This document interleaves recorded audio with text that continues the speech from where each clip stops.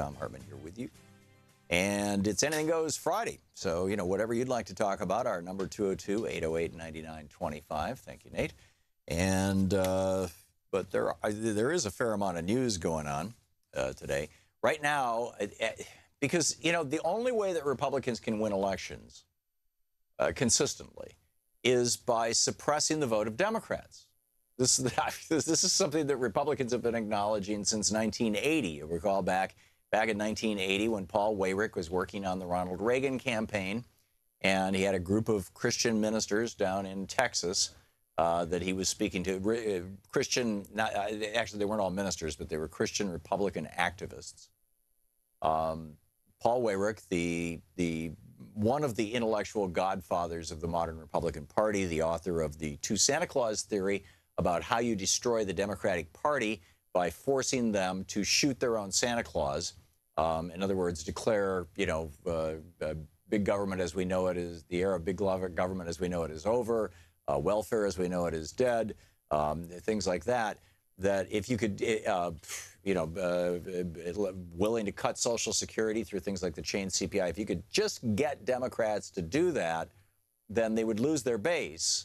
And Republicans, in the meantime, would become the Santa Claus because the Democrats had brought us, Social Security and labor unions and a decent middle class and Medicare and Medicaid and all kinds of stuff. And Paul Weyrich was like, the only way to undo this is for Republicans to become Santa Claus. So they need to be the tax cut Santa Clauses. But even when Republicans are the tax cut Santa Clauses and they can get Democrats to shoot their Santa Claus, Social Security and programs that lift people out of poverty, even when that happens, it's still going to be a big lift. Well, here's Paul Weyrich, first of all, based on how that, how you deal with that big lift. How, when the vast majority of Americans support the policies that are promoted by the old line Democratic Party, by FDR and Lyndon Johnson, the Great Society and the New Deal, when the vast majority of Americans, not just Democrats, support those policies, then what do you do if you're a Republican? Here was Paul Weyrich's advice in 1980 to the Reagan campaign, which they followed, by the way, and they continue to follow to this day. Here it is. Now, many of our Christians have what I call the Goo Goo Syndrome, good government. They want everybody to vote. I don't want everybody to vote. Elections are not won by a majority of people. They never have been from the beginning of our country, and they are not now. As a matter of fact, our leverage in the elections, quite candidly, goes up as the voting populace goes down. So drive down the voting populace. And yep, Republican secretaries of states are purging literally hundreds of thousands of people, apparently every week, from various states around the United States from their voter rolls. So now down in Georgia, John Ossoff nearly took that election, and he's going to run against Karen Handel in the general now. It's still a special election, and it's going to be, I think, June 20th, I believe is the date.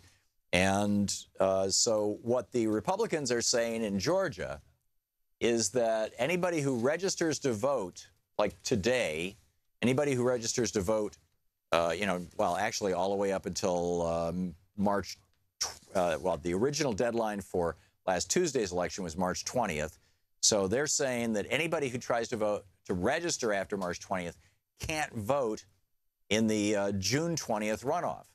Well, actually, according to law, you should be able to register to vote up to May 22nd if you're going to vote. But so basically what the Republicans in Georgia are arguing is people who got really cranked up about this election, who live in Cobb County and the surrounding areas in Georgia 6, they can't register to vote and show up and vote in the election.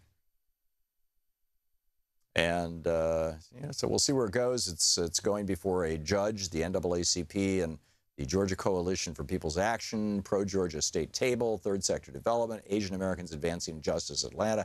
A bunch of groups are suing. But you shouldn't have to sue the state to say, hey, why can't I vote if I'm registered to vote? Well, the simple answer why you can't vote if you're registered to vote is because Republicans don't want you to vote. In fact, the most effective way of suppressing the vote is with negative advertising.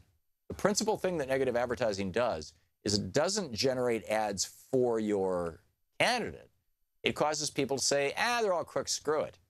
It suppresses the vote, which is why, the Republican Party is masters at negative advertising.